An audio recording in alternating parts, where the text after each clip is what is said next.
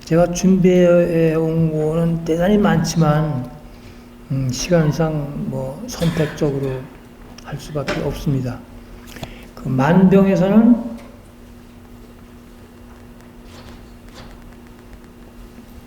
무엇이든지 다 나와요. 왜 그러냐면, 문양은 네 가지의 형태로 되어 있기 때문에 모든 게 다 나온다는 얘기죠. 그런데 이런 조각품이 있습니다. 이렇게 지금 밑에 만병이 이제 이렇게 항아리가 둥글기 때문에 불안해서 그런지 이렇게 반으로 이렇게 자르고 표현했는데, 전에 그 스투파의 숲이라고 여기 국립박물관에서 특별 전시했을 때 이것이 왔는데, 그때는 이 항아리가 완전히 동그랗게 돼 있어요. 그래서 이게 원래 이게 잘라진 상태인데 어떻게 이렇게 왔을까, 그런 의문이 있었습니다. 하여튼 이런 게 있는데, 자, 이거를 그냥 보면 이거 뭔지 몰라요. 제작 분석을 해봐야 하는데, 제작 분석을, 그림을 그려서 제작 분석을 해서 밑에 항아리를 이제 둥글게 만들었어요, 이렇게. 근데 이게 이제 락슈미라고 하는 아주 인도에 인기 있는 그 여신인데, 만병에서 락슈미가 나오는 게 아니고, 자, 우선 이거의 뒷부분이 이거거든요. 그 뒷부분을, 채색 분석을 해 보면은, 이래요.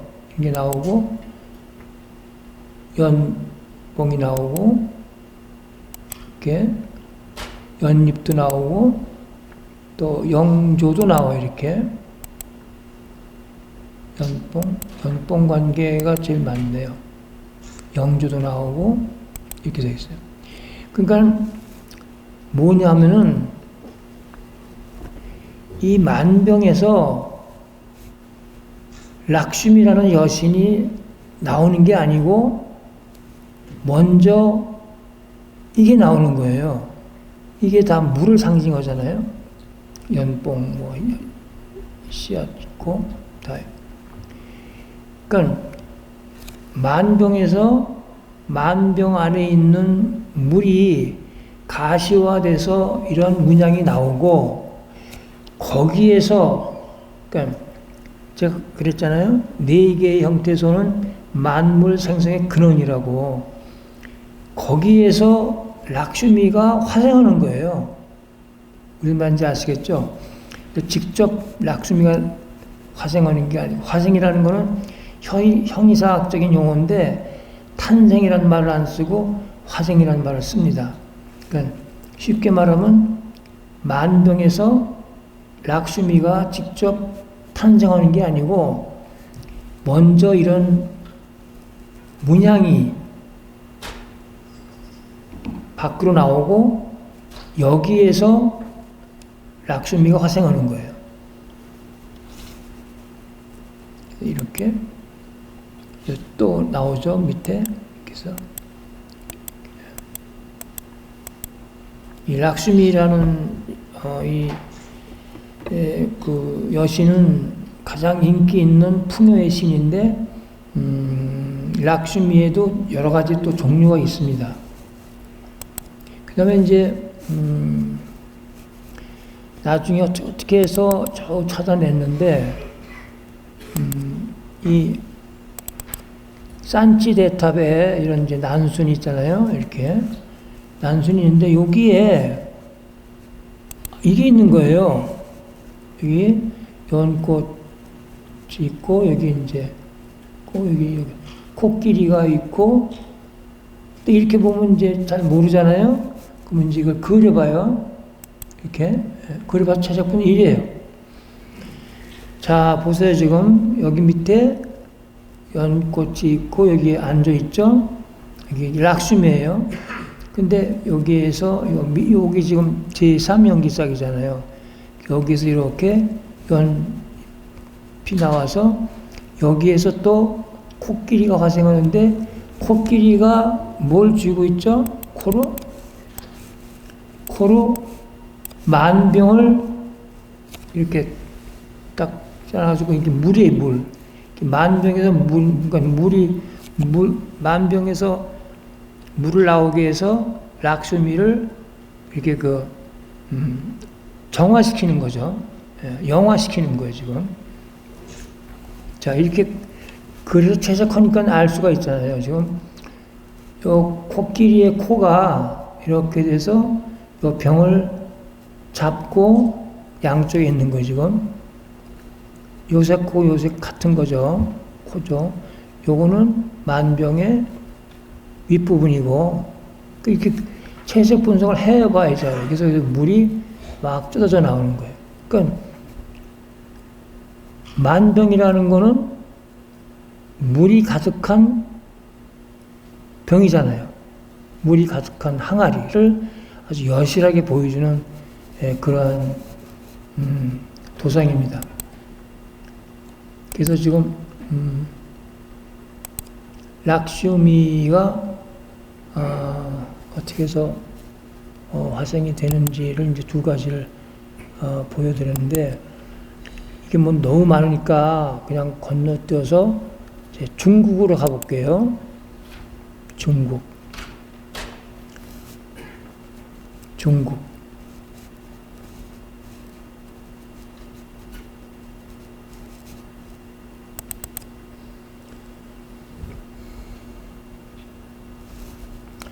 이거 지금 전부 중국 관계를 모아둔 건데 사실 이것만 해도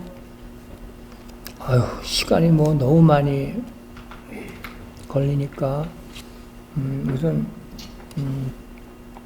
불상 중에 광배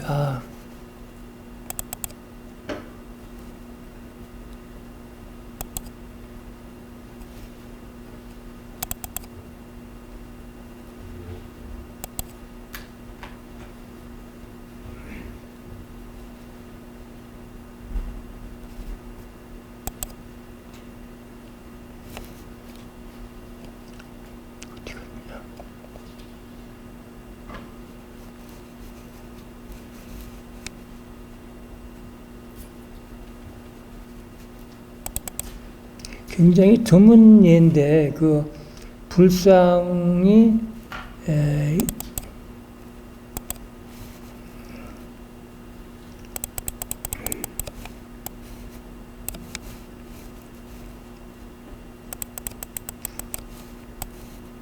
여기 불상이 있잖아요, 그죠? 불상이 있는데 요 광배 여기에 만병이 있어요, 이렇게 확 되면 이래요. 이게 드문 예인데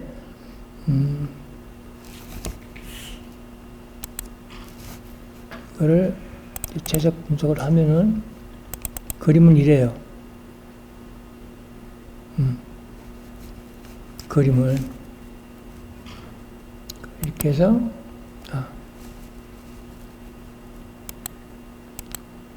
제가 이제 뭐 불상이 주 전공이었고 지금은 이제 뭐 전 세계 모든 장르를 다 하고 있지만 이렇게 해서 이제 제가 이제 광배도 이제 풀어보려고 애를 썼는데 저기 지금 만병이 있는 거 위에 만병에서 이런 문양이 나옵니다. 또 일단 문양은 아는 사람이 없기 때문에 안 보이는 거예요. 저도 밑그림 그리고 제작 분석을 해봐야지 알아요. 이거 제3연기석이 나오잖아요. 그 다음에 이렇게 해서 이렇게 연기문이 나옵니다. 이렇게.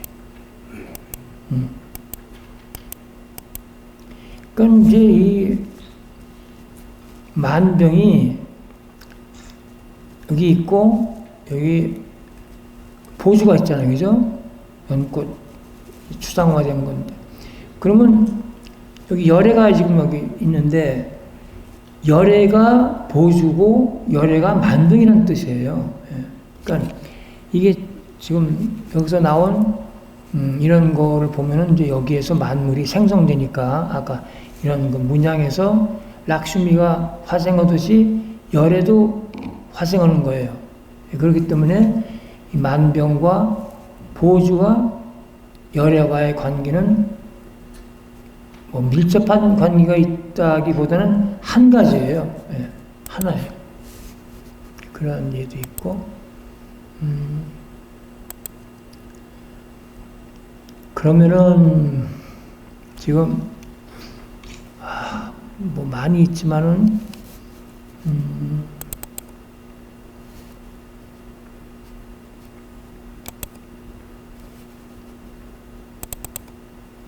그 자금성 다 가보셨죠? 자금성 중국 그 이제 이런 자금성에 이런 게 있어요.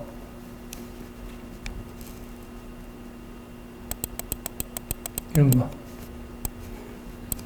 이렇게 그 벽에다가 이런 거 이게 뭐죠? 만병이잖아요, 그죠? 이런 표현이 굉장히 많습니다. 이제 이런 것도 있고 여러 개 있어요. 근데 아까 말씀드린 것처럼 만병은 여기 서울에 국립고궁박물관에 가면 거기 만병이 있어요. 이제 왕이 앉는 자리가 있고 왕이 앉는 자리는 용상이라고 그러잖아요. 용상. 그 다음에 이제 왕의 얼굴은 용환이라고 그러고 또 왕이 입는 옷은 골룡포.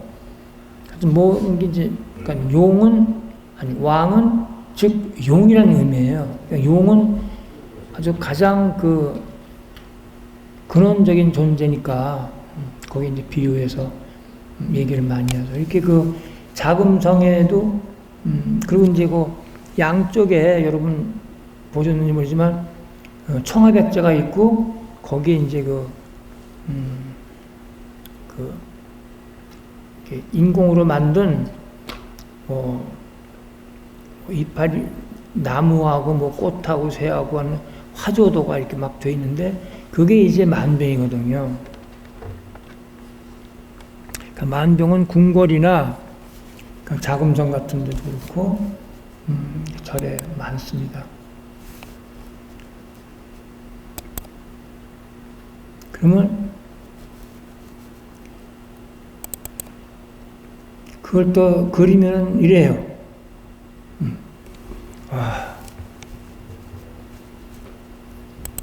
이래.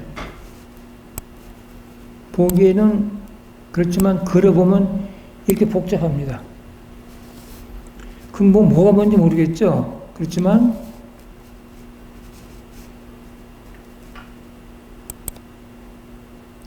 자, 우선 이렇게 그려보면은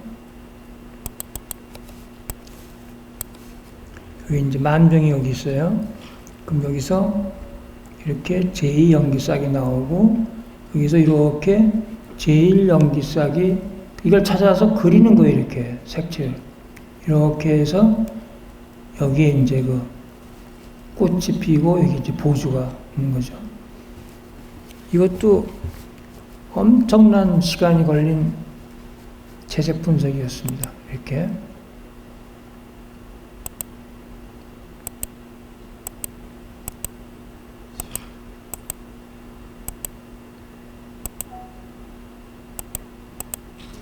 자, 그만 보고 한번 볼까요?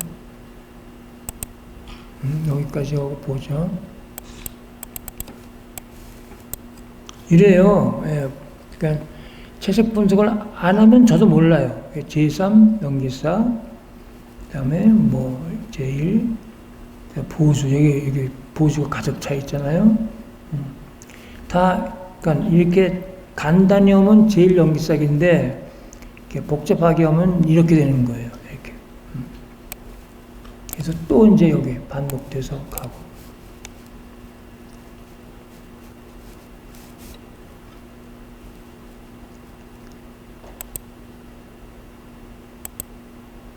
자, 보세요. 단순히 하니까 제1연기싹 또 제1연기싹 이렇게 전개되는 거예요.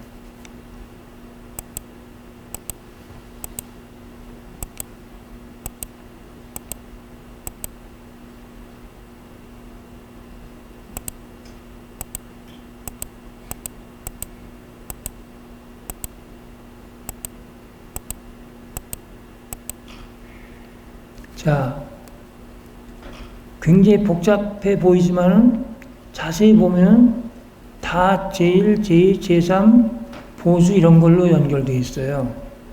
그래서 이것도 이제 한쪽 마저 이제 해놓고 볼게요.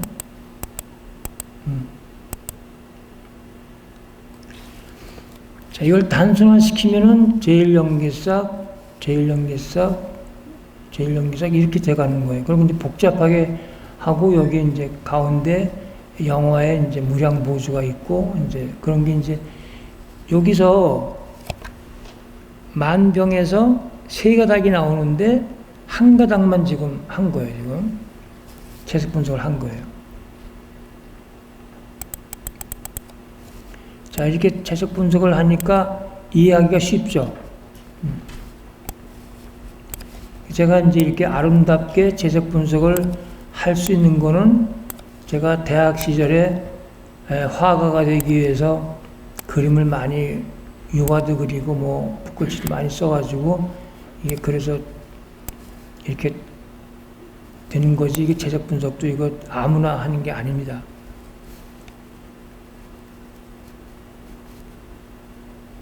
그러니까 이런 거를 하면서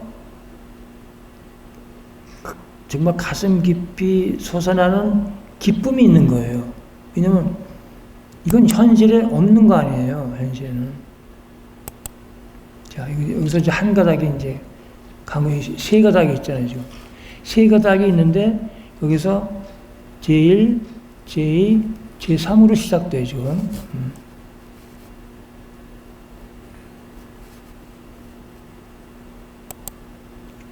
자, 이제 이쪽 거. 그러니까 단순하게 하면 이거예요. 이걸 이제 채색 분석을 다 하면은 이렇게 돼요. 복잡한 것 같아도 간단해요.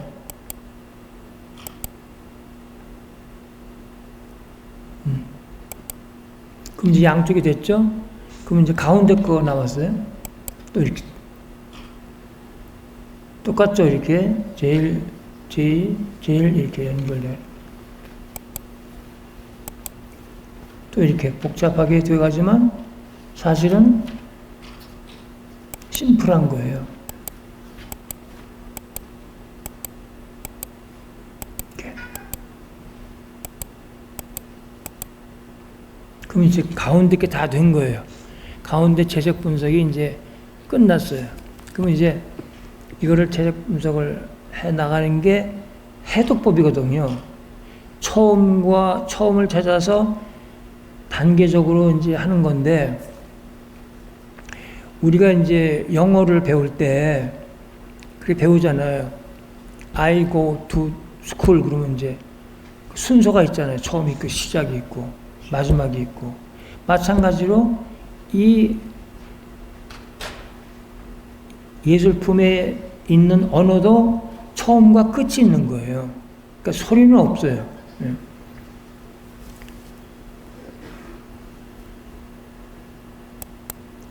그 다음에 이제 가장자리 것도 해야 되거든요. 이것도 참 언뜻 보면 아무것도 아닌 것 같은데 그려보니까 이렇게 정교하게 표현해 놓은 거예요. 제가 이제 밑에다가 그 분석한 거를 이렇게 메모를 해 놓은 거죠.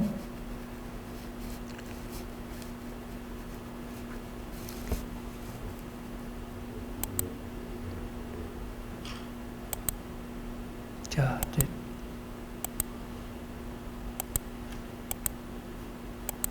가장자리도 다 됐어요, 이제. 그럼 이제 끝난 거예요. 그러면 끝난 거냐면 아직 안 끝났죠. 뭘 해야 되죠? 단순화시켜야죠. 자, 이제 끝났어요. 끝났어요. 진짜 끝났어요.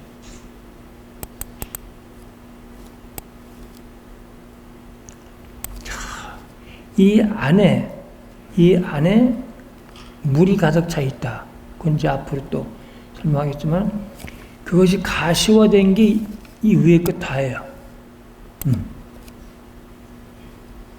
그래서 저 제목에 여기 만병과 보주, 물에서 탄생한 문양, 그렇게 하는 게 이제 그런 의미에서 제가 이제 이름을 붙인 겁니다. 자, 그 다음에 이제 만병을 또 칠해야죠. 만병을 이렇게.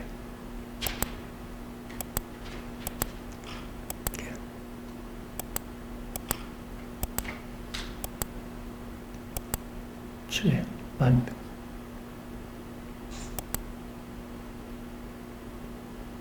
여기 지금 이 매듭은 여기에 이제 어떤 만병에다가 어떤 율동감이나 힘을 더 주기 위해서 이런 매듭을 맺습니다.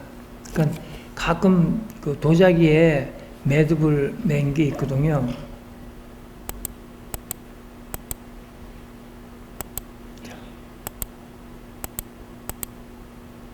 자, 이게 이제 자금성 만병을 단순화시킨 게 이거예요. 그래서 제3연기싹에서 나와서 이렇게, 여기서 또 나와서 이렇게, 그러니까 이런 원리를 제가 알아낸 거죠. 이게 다 보여드리죠. 더 단순화시켜야 돼요. 가상자리 것까지 다. 더 단순시킨 게 이거예요. 그리고 이제 이거를 보주로 제가 바꿨어요. 보주에서 제1연기싹,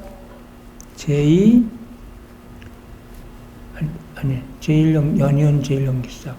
이것도 마찬가지로 연이은 제1연기싹. 이게 중요한 거예요. 그러니까 제가 찾은 원리가 이거예요. 그러니까 이거를 복잡하게 한 게 자금성 만병 장식입니다. 근데 이걸 더 단순화시켜야 돼요. 이거예요. 왜냐면 제1연기싹에서 제1연기싹에서 제2연기싹이 나오고 거기서 또 제3연기싹이 나오기 때문에 제1연기싹 이거를 더 복잡하게 만든 게 자금성 만병입니다. 네.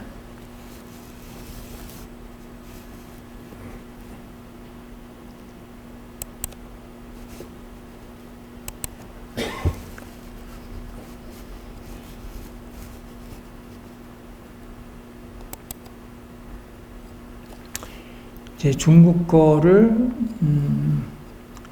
두 가지 했죠. 불성하고 근데 지금 시간이 많은데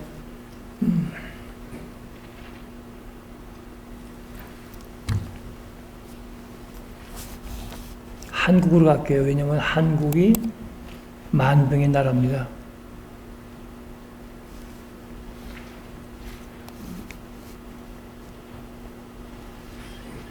자, 한국 만병 모음 이렇게 많아요. 와, 이거 어떡하죠? 어떤 걸 먼저?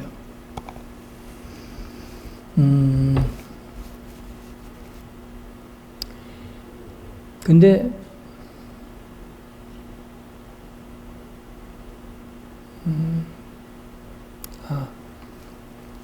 거기 가야겠다.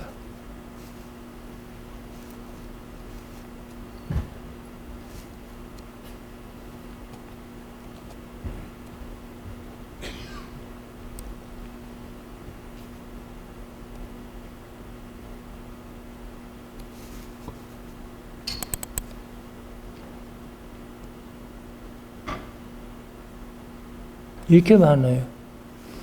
많은데 여기서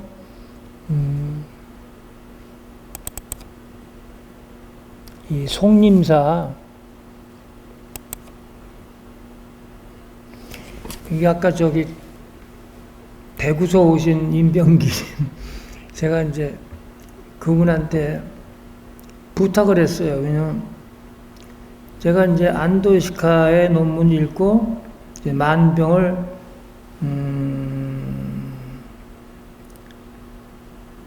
이제 처음으로 알았는데, 근데 우리나라에 절을 내가 그렇게 많이 다녔는데 만병을 본 기억이 안 나는 거예요.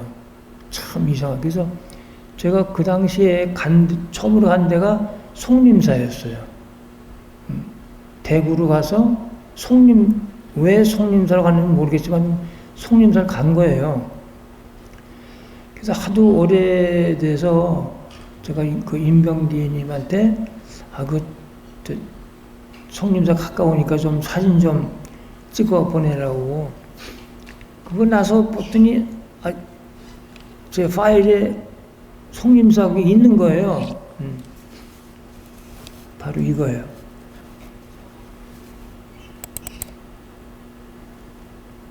자, 송림사.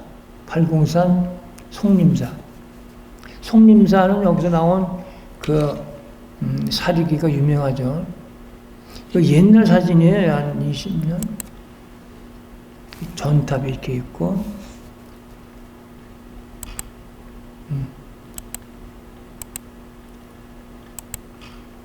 대웅전. 이 꽃살문도 다 이게 영기문입니다. 여기 있는 거예요. 가려서 만명은 안 보이지만 여기서 이제 영기문이 나오는 거. 그런데 여러분, 이 단청들은 잘 안 보이시지만 이 단청이야말로 굉장한 거예요. 단청이. 이 단청이 굉장한 문양입니다. 여기 또 만병이 보이죠. 그다음에 여기도 만병, 여기 이제 가려가지고 만병의 윗부분만 보이고 여기서 영기문이 나오고 있습니다.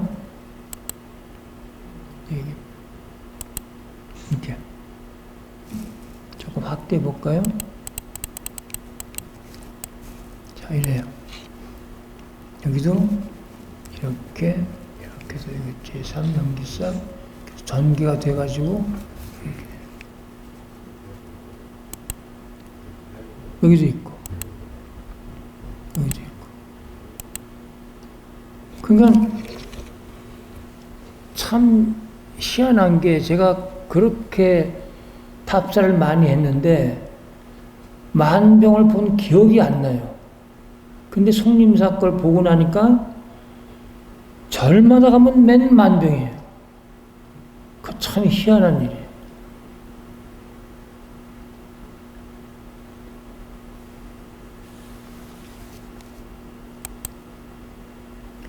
여기에도 있는 거예요, 또. 여기도. 만병이. 이거는 안 지어놨는가요? 송림사에서? 문에도 만병이 있는 것도 처음 봐요. 이렇게. 이게. 그 다음에 여기 이제 벽면에 큰 만병이 있어요. 이렇게. 큰 만병. 여기도 있고, 양쪽에.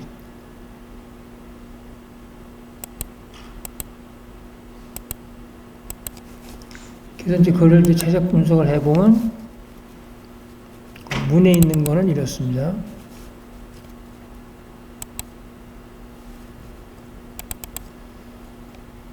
근데 여러분은 이제 절에 가시면은 만병만 보이실 거예요, 또. 자, 이렇게 만병이 있죠. 나오죠. 제일 연기싹 드립니다. 또 이렇게.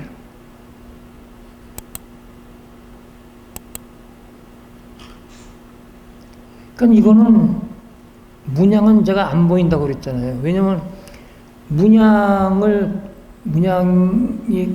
모든 문양은 네 개의 형태소로 귀결된다 그랬는데 네 개의 형태소를 모르기 때문에 안 보이는 거예요. 예. 그래서 이렇게 색을 달리해서 이렇게 좌우로 이런 연기문이 나오는데 이것 역시 이 항아리 안에 가득 찬 물이 가시화돼서 나온 거예요. 예. 그거를 이제 그릇의 표면에 표현을 한 게 여러분이 이제 방문에서 보시는 고려청자, 백자가 다 이제 그런 거죠. 지금 한마디로 고려청자나 조선 백자에 있는 무늬가 바로 고려청자와 백자 안에 있는 물이 가시화돼서 나온 거를 그 표면에다가 표현한 거라는 것이 제 결론이에요.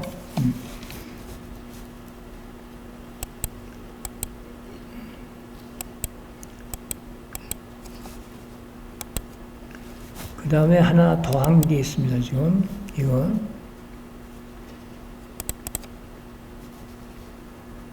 참 속림사는 내가 잊을 수가 없습니다. 자, 이렇게 이제 그리니까 이렇게 됐어요. 그 다음에 자, 만병을 그리죠. 근데 이런 바위 같은 게 나와요. 여기서 바위가 또 뭐냐면은 이게 영암이라고 그래가지고 영암에서 또 만물이 다 생성이 되는 그런 걸 나타내는데, 자, 이게 이제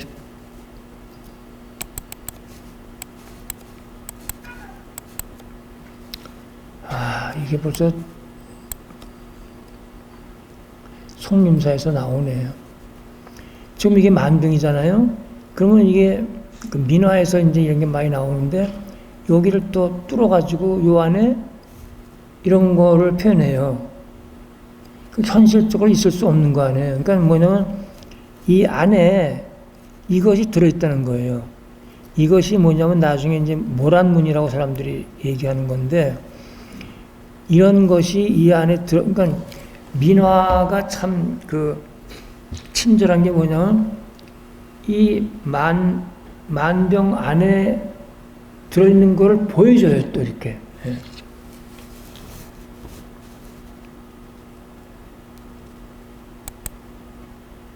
손잡이 이렇게 나옵니다. 자,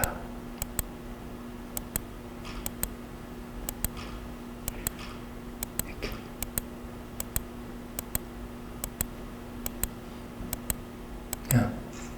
그러니까 이 만병 안에 있는 물이 가시화돼서 이렇게 나오는 거예요. 그러니까 뭐 이게 만병에 꽂아 놓은 게 아니고 안에서 솟아 나오는 거예요.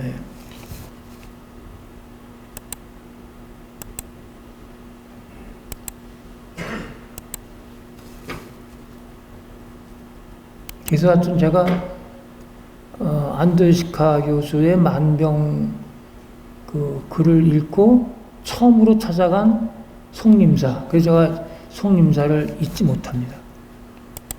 그다음에 수덕사.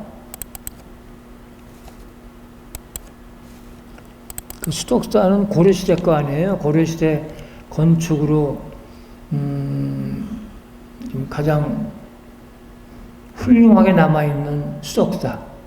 그건 참 제가 여러 번 갔죠. 이제 건축에 관심이 많으니까. 그래서 그때 한참 갔을 때 그때 마침 수덕사 창건 700주년인가 그렇게 됐어요. 그래서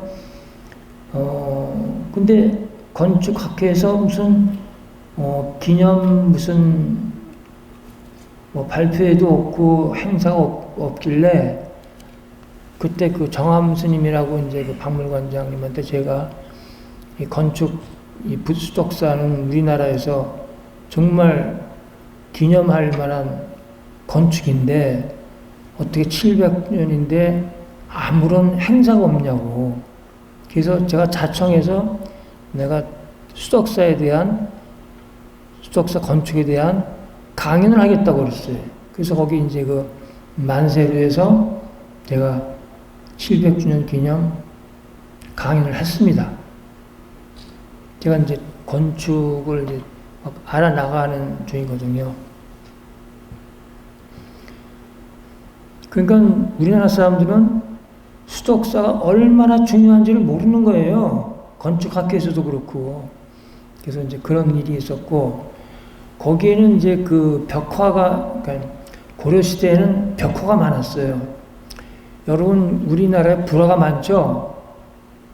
작은 불화들, 수도 없이 많죠? 중국에 그런 불화가 없어요. 일본에도 없고, 우리나라에만 있어요.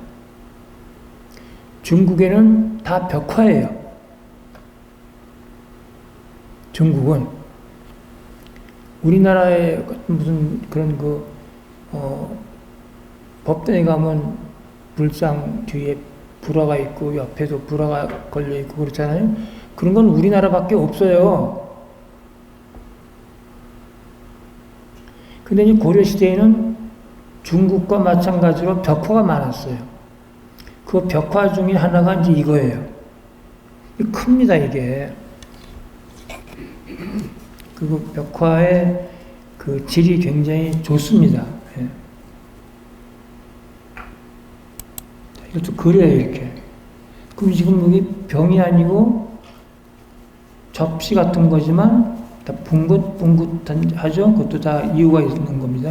그러니까 이런 그 접시 같은 것도 만병이에요.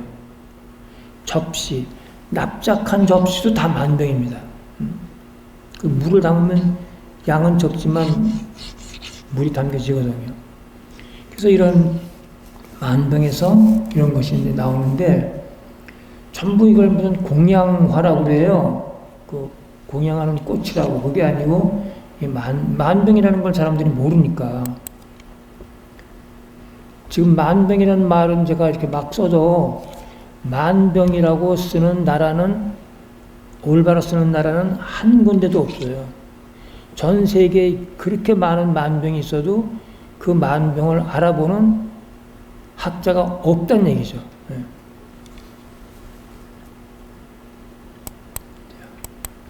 이렇게 보세요. 제2연기사기 연잎 나오 연잎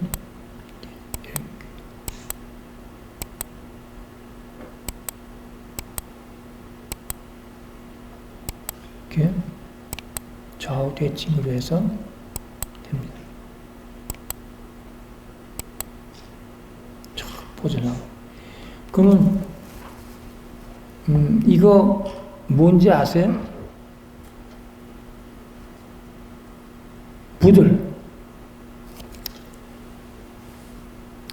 왜 부들이 있나 그랬는데, 제가 이제 그 강남구청 그쪽에 살 때, 거기 이제 인위적으로 만든 연못인데, 거기, 부들이 있는 거예요. 그러니까 이게 뭐냐면, 연꽃이라는 거는 물을 상징하잖아요. 물. 마찬가지로 부들도 물에서 나기 때문에 물을 상징하는 거예요. 그래서 그때 그 강남구청에 살 때, 그쪽 살 때, 부들을 제가 처음 봤거든요. 그래서 이제 이걸 보면서, 여기 부들이 있는 이유는 부들이 물에서 자라기 때문에 그렇구나. 연꽃처럼. 이것이 말하자면 고려시대의 만병입니다. 이게 엄청 커요.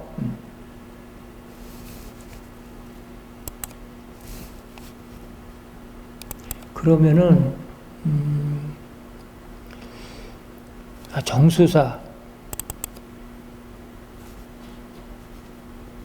정수사는 다 가보셨죠?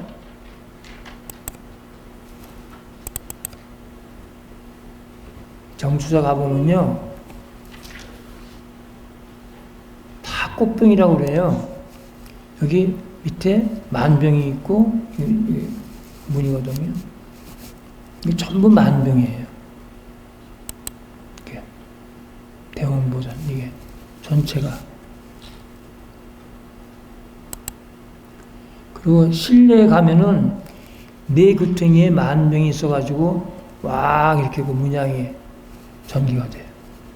맨 만병이에요. 정주사. 여기서 있네요. 그죠? 잘 여기 보이시죠? 만병.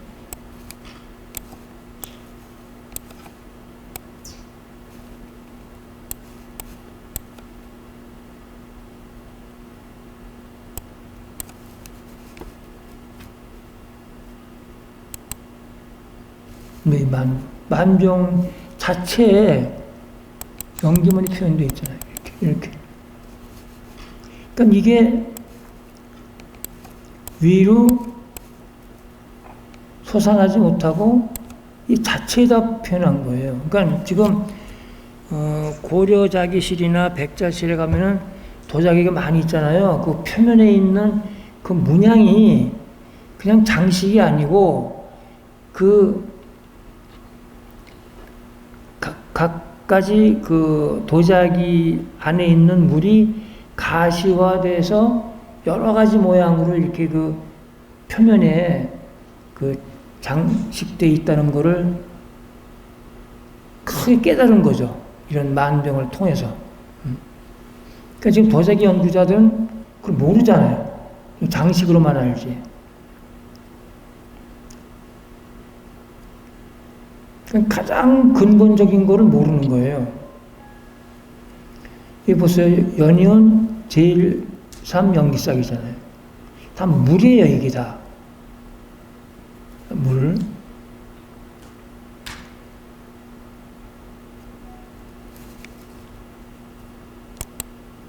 여기도 그렇고,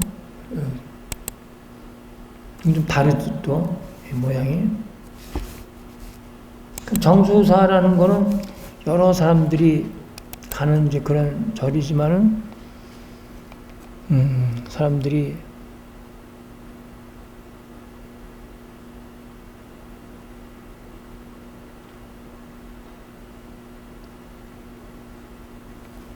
봉은사,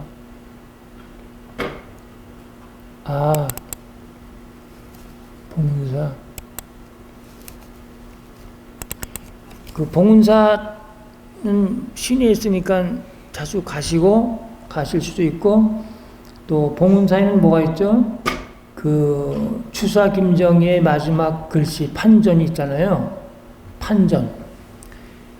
판전이 있는 그 건물은 그 목판이 있는 그 불경을 찍는 목판을 모셔놓은 전각이에요. 그래서 판전이에요. 거기 그 판전의 글씨가 그 71세 때 그 추사가 쓴 글씨가 있어서 유명해요. 근데 거기 제가 자주 가거든요. 거기에 이게 이제 위에 판전이라고 있고 여기에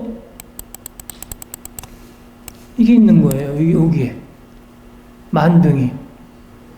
그걸 제가 이제 운동 삼아서 거기를 자주 갔는데 그거를 처음 본 거죠.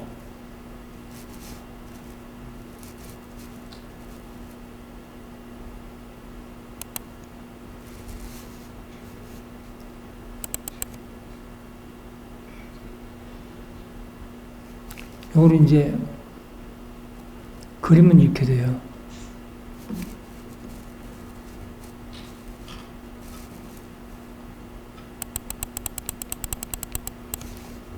이 만병이 있고 여기에서 이렇게 연기문이 나오죠.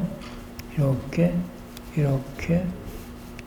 전개가 되는 거예요. 제3 연이은 제3 연기사예요. 그래서 그걸 제가 이제 여기다가 연이은 제1 연기문으로 단순화시킨 거예요. 이렇게 단순화를 시키는 과정에서 모든 문양은 네 가지의 형태에 서로 귀결되는구나 하는 것을 이제 알게 된 거죠.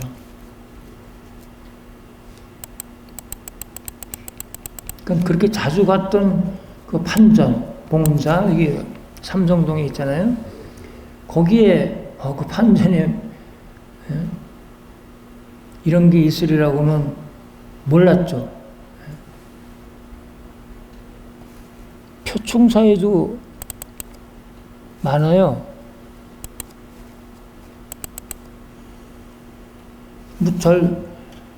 그렇게 안 보이던 게 있잖아요. 그렇게 안 보이던 만병이 그 참 이상한 일이에요. 어떻게 그렇게 절 답사를 많이 했는데 경주에 있으면서도 안도시카의 글을 읽고 먼저 달려간 데가 이제 송림사인데 거기서 만병을 본 이후로는 온갖 절에 다 만병이 있는 거예요. 네.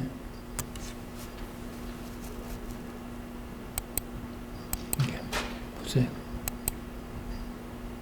이게 아주 더 분명하게 있네요.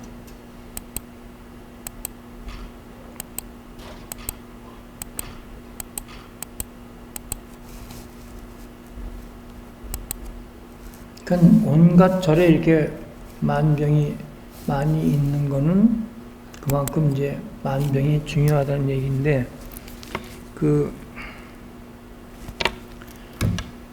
자, 그러면 이제 여기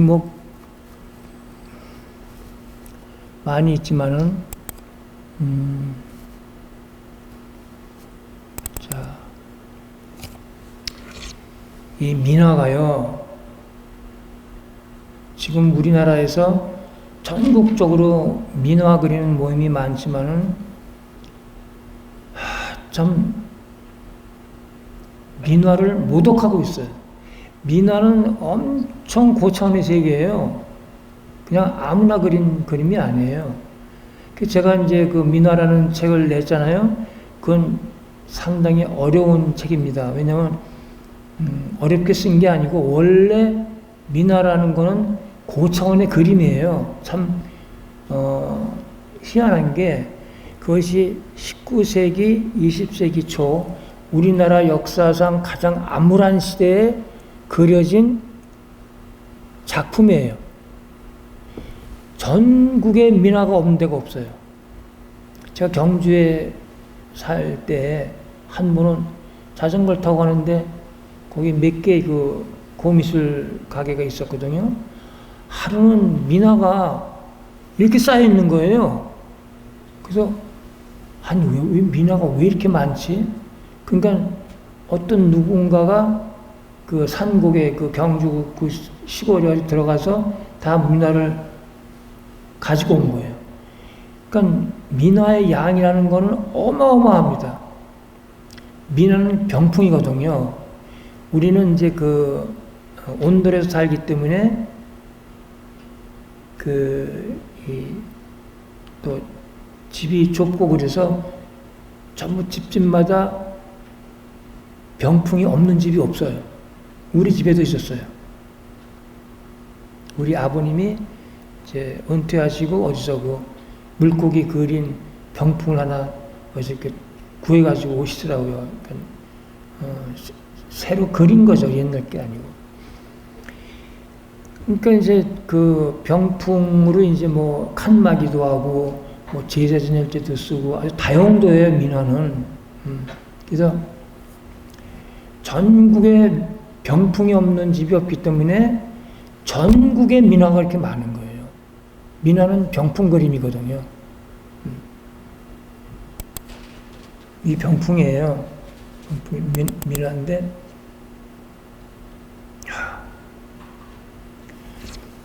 이거를 보고 왜 놀랬냐면은 이게 지금 만병이잖아요. 그죠? 만병인데 보세요.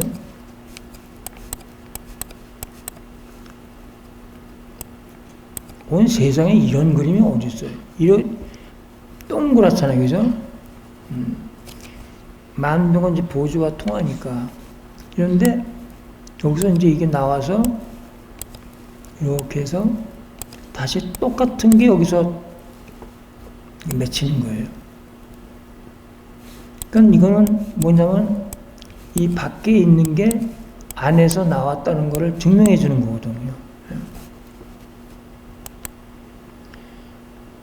그래서 이제 이런 게 이제 발폭으로 되어 있는데,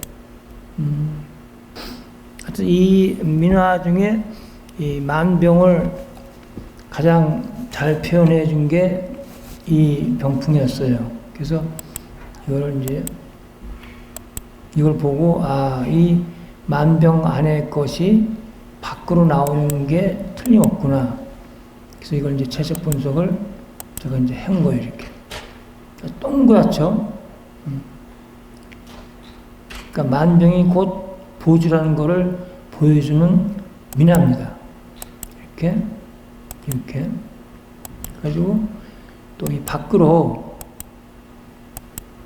그래서,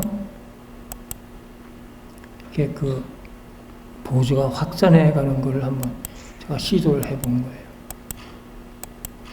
나와서, 이제 위로 나오는 거죠. 그러니까, 이 병풍이 이제 그런 걸 많이, 보여주는 건데, 제가 여러 폭을 다 했거든요, 한 폭을. 그 다음에 이제, 민화 중에 최고 걸작 중에 하나가 이거예요. 책거리. 책거리인데, 이거 굉장한 그림이에요. 이거는 그냥 뭐 아무나 그린 게 아니고 최고의 그런 그 화가가, 그리고 여기 만병이 맨 만병이에요. 책거리에 만병이 굉장히 많습니다. 그러니까 사람들은, 민화 그리는 사람들이 민화에 이런 책거리에 만병이 있는 줄을 모르죠. 만병을 들은 적도 없으니까. 여기도 만병이 있잖아요.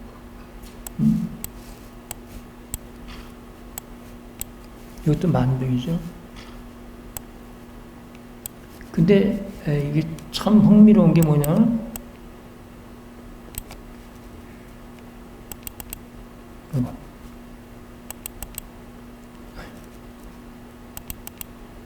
이거 정말 대단한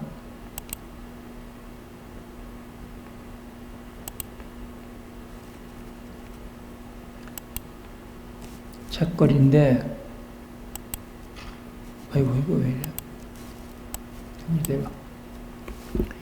놀랍게도, 이거 구획 있죠? 이거를 없애버리면 그냥 하나예요, 전체가. 전체에다가, 이게 전체가 한 폭인데, 여기다가 구획만 그은 거예요. 그러니까 구획을 지으면은 한 폭이에요, 전체가. 색깔이며 이 모든 상징하는 이런 위대한 그림이 어디 있어요? 예.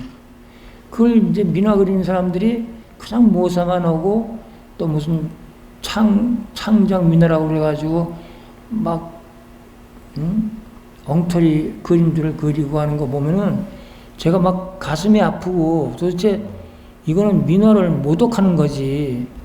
그게 전국으로 지금 퍼지고 있거든요. 여기에 이제 그 만병이 굉장히 많습니다. 다 만병이에요. 만병에 포도가 있잖아요. 그럼 포도가 아니고 이게 보주거든요. 여기도 병, 여기도 다 만병이에요.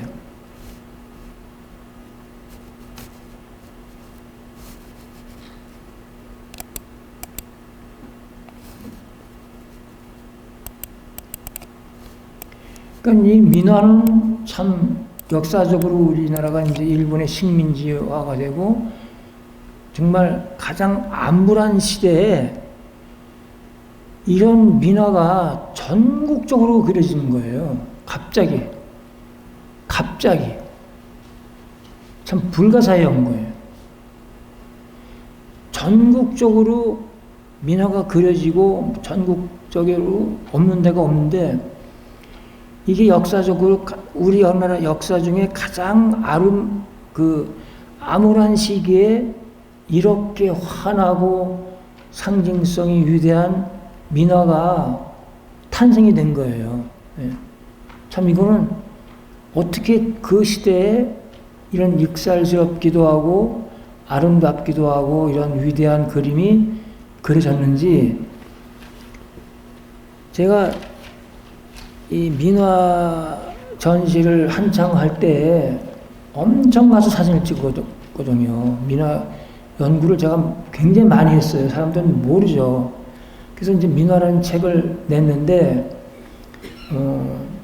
민화는, 이게 이제 삼성에 있는 거예요. 리움에 있는 거. 리움에 있는 건데, 리움에 엄청 좋은 게 많은데, 리움이 그게 엄청 좋은지를 몰라요.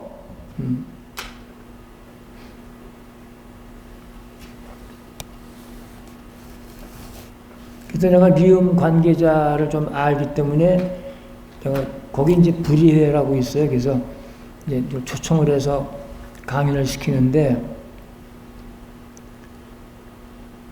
한 번 한 적이 있거든요. 그래서 지금도 하냐 그러더니 그렇대. 그러면 나를 좀 초청을 해달라고 그런 적도 있습니다. 그 다음에 이제 마지막으로 가장 중요한 거를 이제 보여드리겠습니다. 그 고려시대 그 관경 변상도라는 게 있거든요.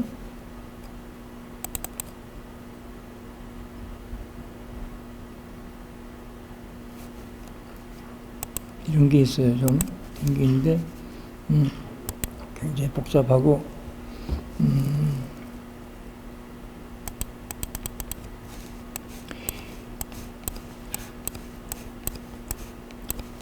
여기에 빨간 게 있죠. 잘 보이시나요?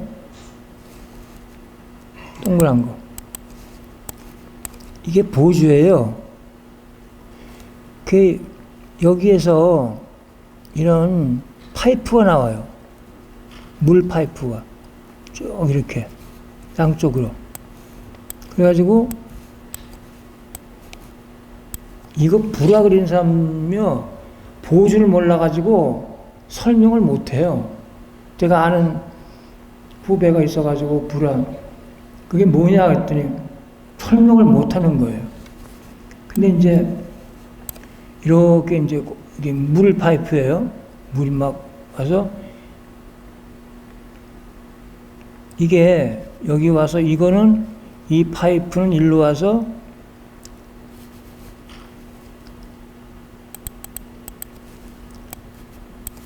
일로 들어가요. 여기 이제 이게 연못이잖아요. 그죠? 물이 있어야 되니까 그러니까 물을 대주는 거예요. 지금 이렇게 대주는 건데 여기서 이제 좀 포말이 일어나고 있죠. 그 다음에 이것이 또 이렇게 와가지고 밑으로 이렇게 연이어가면 파이프 계속되죠. 계속돼요. 이렇게 하다가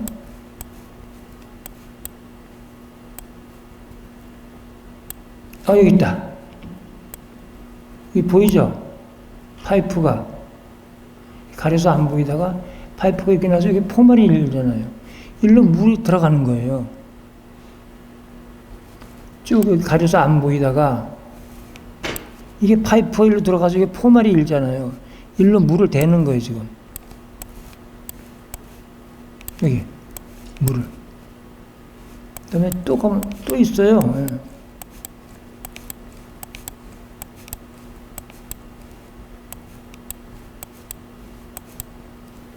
있다. 또 나온다. 포말이 나와서 이 파이프가 지금 계속돼서 이렇게 내려와서 일로 가는 거예요. 그러니까 그 가운데 있는 그 물이 가득 찬 보주에서 사방으로 파이프가 돼가지고 그 양쪽에 연못이 많거든요. 연화화생하는 광경이. 거기다가 물을 대주는 거예요.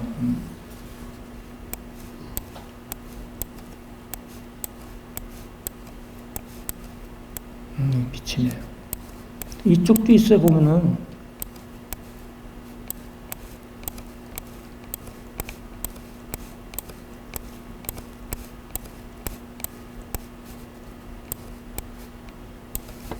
이렇게.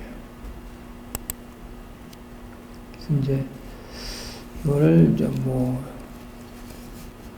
부분을 봤으니까 한번 그 중앙 부분을 제가 잘라서 좀 크게 확대해 봤어요. 이렇게. 자, 이게 보주예요. 보주를 모르면 이게 보주로 안 보이는 거예요. 보주에서 물이 여러 갈래로 나와서 이렇게 그 양쪽에 연못이 많이 있거든요. 거기 물을 대주는 겁니다.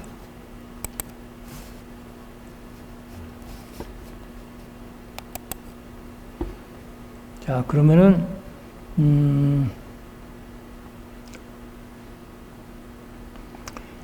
참 보여드릴 게 많은데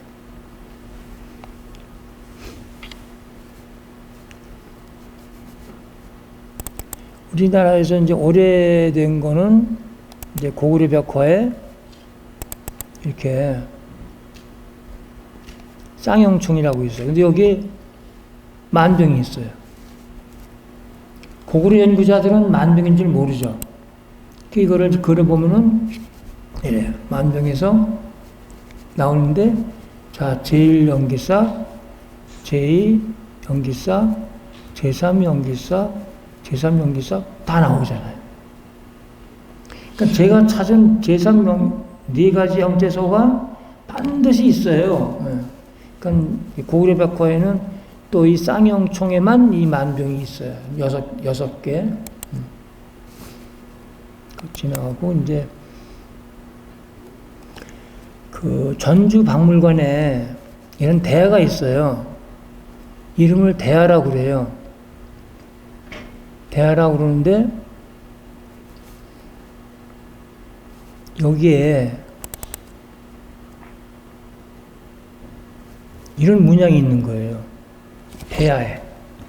그러니까 이게 관불관인지 모르는 거죠. 전주박물관에서는.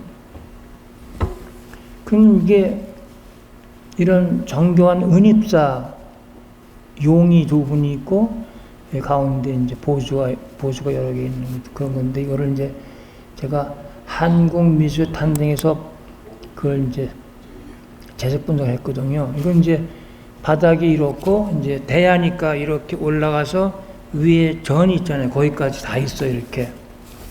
그 재색 분석을 하면 이렇습니다. 그래요. 보수가 있고. 근데 이제 그 당시에 이걸 모르겠는 거예요. 근데 그 당시에 그래서 이런 그 촛대 전시를 했는데, 여기서 이게 무량보수다 하는 거를 이제 안 거예요, 제가. 이걸. 이렇게. 이건 투학으로 된 거 아니에요. 이렇게, 여기서 시작이 돼가지고 연기문이 이렇게 전개가 돼요. 자, 보시면은,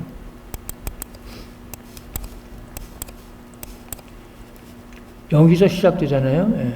찾아서 쭉 이렇게 돼요. 되는데, 전체, 여기서 나온 그 낀 거기에서 용이 화생을 하고, 화생된 용으로부터 좀 여기에 턱에서부터 또 연기문이 나오고, 다리에서도 나오고, 여기서도 나오고, 여기 배에서도 나오고, 그러니까 큰 이걸 색을 다르게 해야 되는데, 그때는 내가 이제 잘못해가지고. 그래서 하여튼 이렇게 연기문이 나와서 용을 화생시키고, 그 용에서 화생된 용으로부터, 연기문이 화생된다, 발산된다. 그런 것이 이제 연기 화생론이라는 제 사상의 이제 골자거든요. 그래서 이거를 이렇게 옛날에 했던 거, 이거.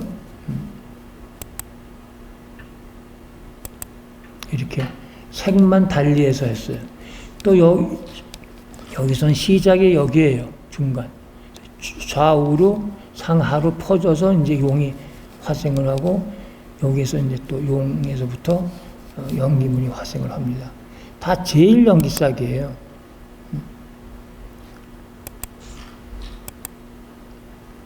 그래서 이제 용까지 그리고 그 다음에 이제 이렇게 보주를 그런 거죠. 이게 무량보주죠. 투각.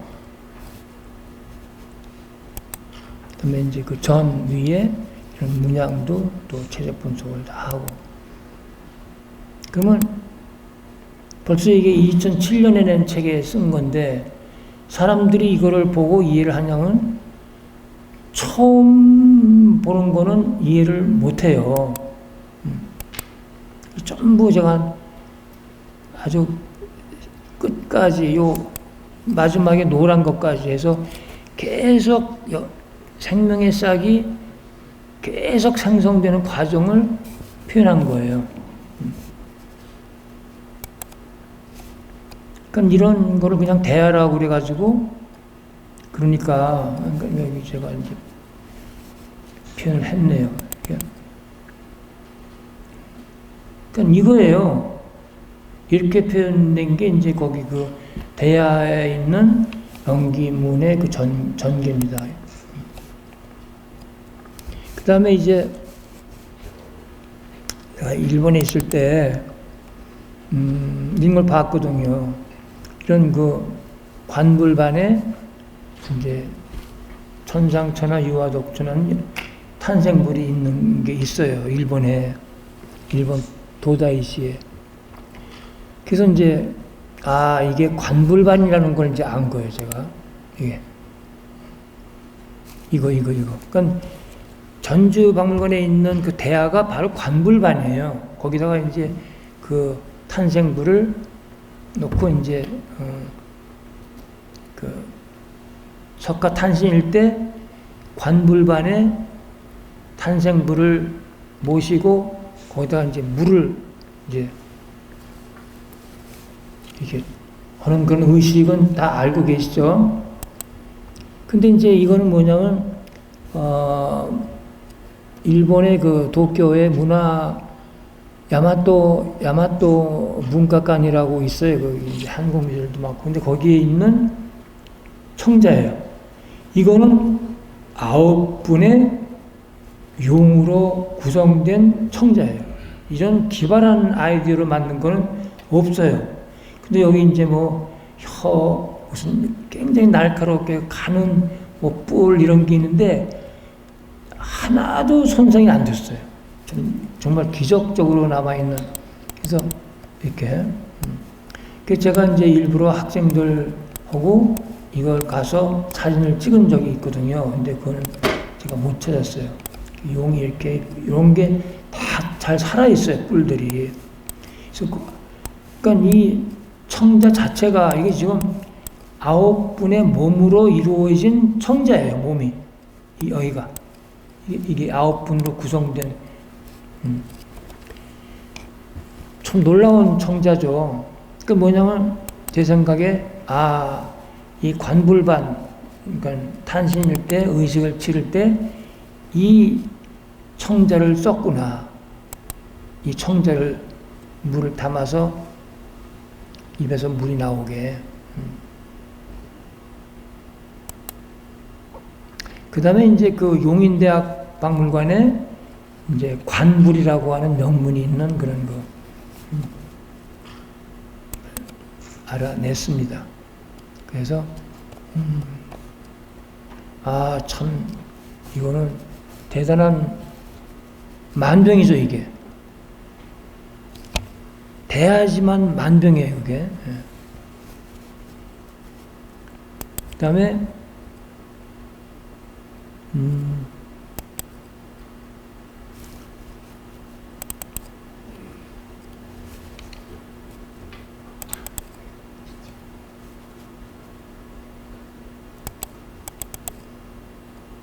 그 김해에 있는 분이 이걸 가져왔는데 내가 놀란 게 이게 관불반이에요.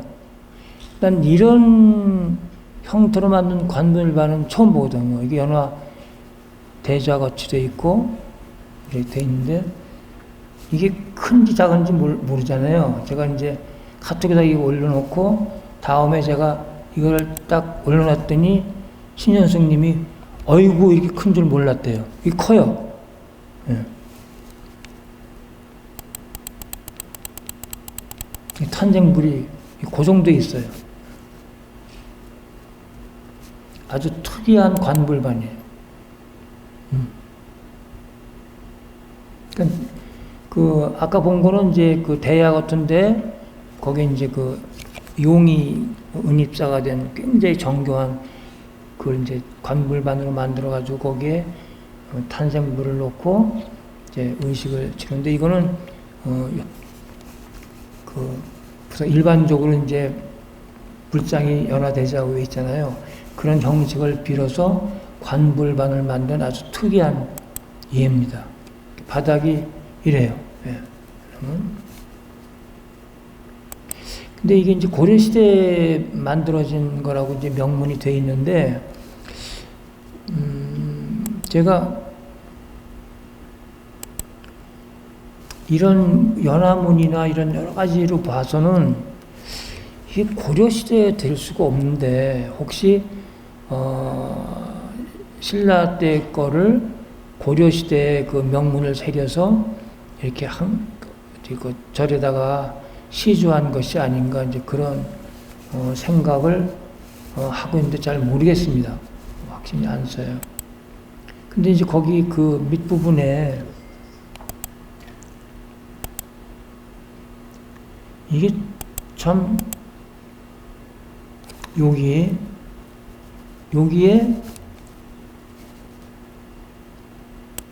그러니까 이런 무늬가 있어요. 이런 무늬가. 그래서 이걸 그려봤더니 제가 찾아낸 그 원리 그대로 이렇게 제3연기싹이 있고 제1연기싹 여기 보주가 쫙 밑에 있어요. 보주가 이게 깔려 있는 건 중요한 거죠. 이렇게.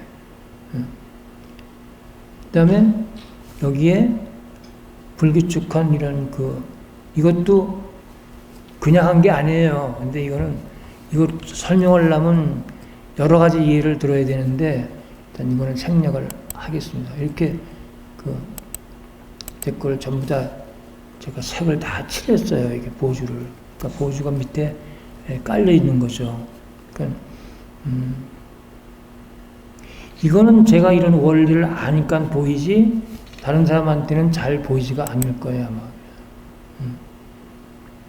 그러니까 이 관불반하고 그 탄생불이 함께 있는 이런 작품에 이런 연기문이 있다는 거는 굉장히 중요한 거죠.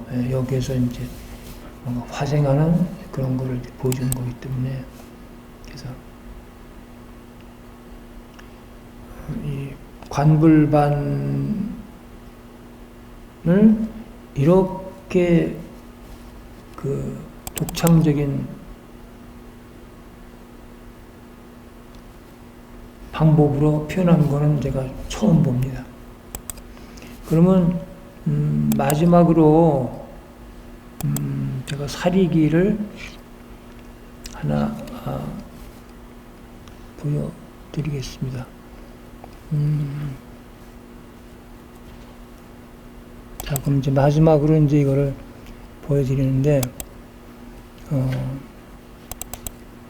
고려시대 그 사리기를 본 적이 있어요. 이렇게 7겹으로 된 사리기가 있고 제일 가운데 이제 있고 그 안에 부처님의 사리가 있는 거예요. 근데 제가 이거를 봤을 때 이 안에 있는 게 그냥 그 느낌이 그냥 보통 그런 사물이 아닌 거예요. 그 느낌에. 그래서 이런 사리기가 있는데 그 사리기에 제일 바깥 부분이 이래요. 그럼 뭐 아무것도 안 보이죠? 이렇게. 그럼 이거를 채색 분석을 제가 해서 보여드리겠습니다.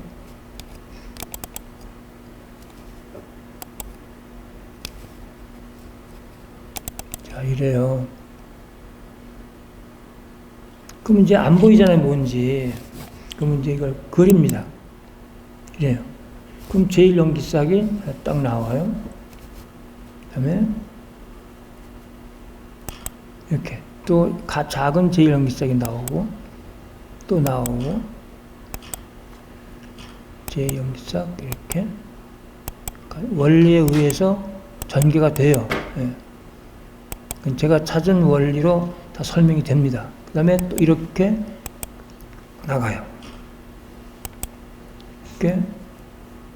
이렇게 또 계속 생명이 생성하는 과정을 보여주는, 그러니까 문양을 제가 생명의 언어라고 얘기를 하는 까닭이 있어요. 그러니까 놀라운 생명 생성의 세계죠. 이렇게 계속 전개가 돼요. 이렇게. 자, 이렇게. 아주 쉬워요. 그러니까 여러분들이 이제 불어를 배우려고 그러면 학원에 가서 몇 년씩 배우잖아요. 이것도 더 빨리 배울 수 있어요. 배우고 싶은 분은 저한테 오세요. 여기서 이제 파상문에서 이렇게 전개가 됩니다. 이렇게. 자, 파상문이죠? 이렇게. 돼요. 그 다음에 여기서 영조, 영수가 화생을 해요, 또.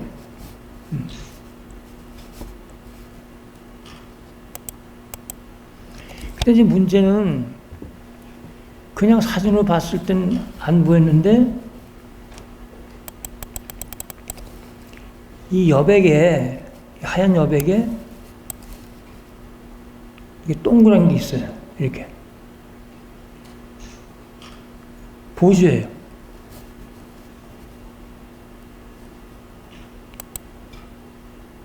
다 그렸어요, 제가. 왜냐면 이건 굉장히 중요한 거거든요. 이 바탕에 여기에서 모든 게 생겨나는 거니까. 그러니까 보조를 제가 하나하나씩 다 그렸어요. 그랬더니 이것이 옛날에 한 건데 그 당시에 사람들이 어떻게 이거를 그릴 생각을 했냐고. 자, 이렇게. 이거 엄청난 세계입니다, 이거는. 그러니까 그 안에 석가모니 부처님이 계시잖아요, 그 안에. 그죠? 7겹으로 된 제일 그 안에 진신사리가 있는데 열애란 말이죠. 그걸 가지고 탑을 세우고 그러잖아요. 무덤을 만들고. 그러니까 그 열애로부터 가장 근원자인 열애라고 하는 그런 그 존재로부터 이제 뭔가 설법을, 그러니까 열애가 이제 설법을 할 거 아니에요. 그러한 설법의 내용을 이렇게 조형적으로 표현한 거예요. 그래서 이렇게 전체를 다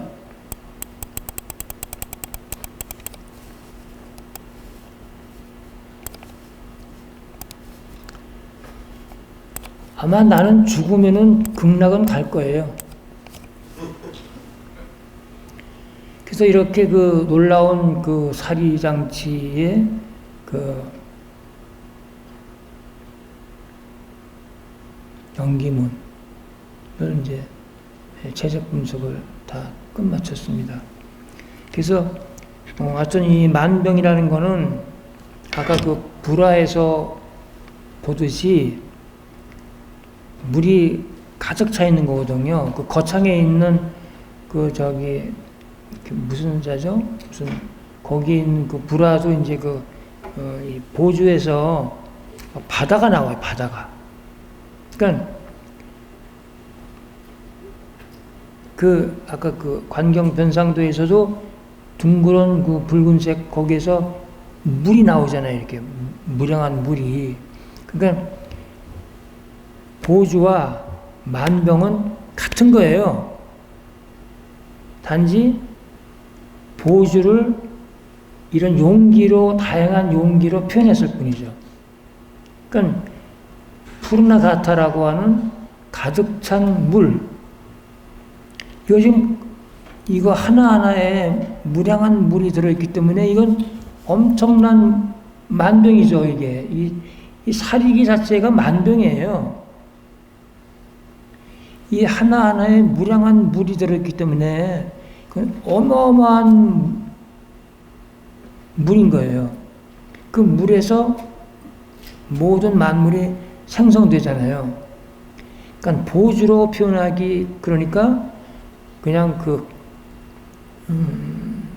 어떤 그 수단으로서 이런 온갖 여러 가지 형태의 용기를 만병으로 삼아서 이제 여러 가지 그 연기문을 마음껏 표현한 거죠. 그러니까 둥근 보주로서는 한계가 있잖아요. 하지만 보주를 여러 가지 용기로 표현하면 아까 그 대야도 그렇고 탄생불이 있는 그런 여러 가지 이것도 그렇고 다양하게 표현할 수가 있단 말이죠. 그래서 이 보주와 만병은 같은 거예요. 같은 건데 하나의 이제 그 표현 수단으로서 이제 만병이라는 용기를 표현함으로써 이 보주, 둥근 보주에서 표현 못했던 거를 이제 거기서 마음껏 표현해서 이제 우리한테 보여주는 거죠. 그러니까 제가 이제 컴퓨터에서 만병을 치면은 제가 지금 여기 가지고 있는 것보다 더 많은 엄청난 양의 만병이 나와요. 그러니까 제가 그만큼 보주를 설명하기 위해서 만병에 대한 연구를 많이 했다는 거예요. 오늘은 그 극히 일부밖에 보여드리지 못했지만 뭐 이것만으로 해도 충분히 이해가 가실 수가 있습니다. 그러니까 지금 뭐냐면 다 이게 문양이잖아요, 지금 전체가.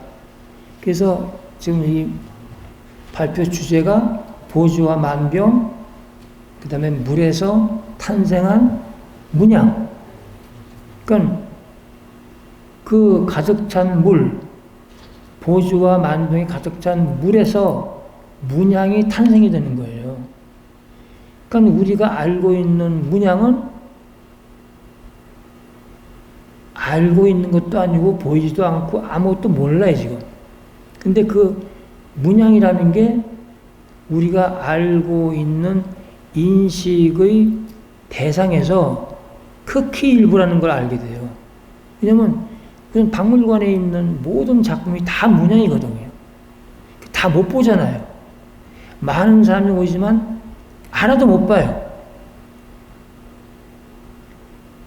그러니까 문양이라는 거는 말이 문양이지 만물 생성의 근원인 그런 어마어마한 그 상징을 가지고 있고,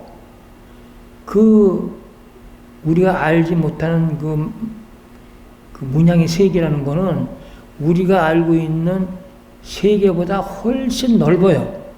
그래서 그런 우리가 알지 못하는 새로운 세계를 제가 이제 조금씩 개척해 나가고 있는 거죠. 앞으로 할 일이 많은 거죠. 왜냐하면 이건 무한한 확장성이 있기 때문에 전 세계 미술품을 더 많이 풀어줘서 그분들께 이제 보여줘야 되는 그런 의미가 있습니다.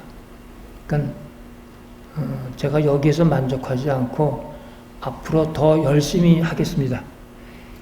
이것으로 마치겠습니다.